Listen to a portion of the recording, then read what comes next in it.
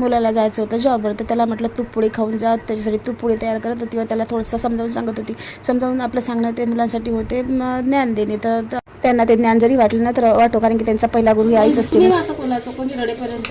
तर मग जय श्री गणेश सर्वांना. कसे आहे सर्व? स्वस्त मस्त आणि नेहमी आनंदी राहा. तर हा विषय असा होता की माझ्या मुलीचं भांडण झालं, तर ती रडत होती. तर मला वाटलं की याने तिला मारलं किंवा काही बोलला असं म्हणून ती रडत होती. तसा तो तिला चिडवत राहतो. पण म्हटलं मुलांनी कसं मुलीवर हात उचलू नये, आणि ती मोठी बहीण असल्या तिच्या हात उचलत असतात का, असं म्हणून मी त्याला सांगत होती की बाबू असं करत नको जाऊ. पण तो बोलला की आई मी काही तिला मारलं नाही, तिनंच मला मारलं आणि तिलाच लागलं म्हणून ते रडत होती, मी तिला मारलं नाही असं तो बोलत होता. मग मी या दोघाला तूप लावून पोळी दिली व चहा केला. पाय गरीब कसे तूप लावलेली पोळी खात आहेत. आणि मग नंतर घरातले कामं करत भाजीपाला घेतला होता, तो साफ करून ठेवला, किचन ओटा आवरून ठेवला. सगळं एकदा झालं की करावं लागते, आणखी दुपारी तेच करावं लागते, पण काय करावं तर लागतेच.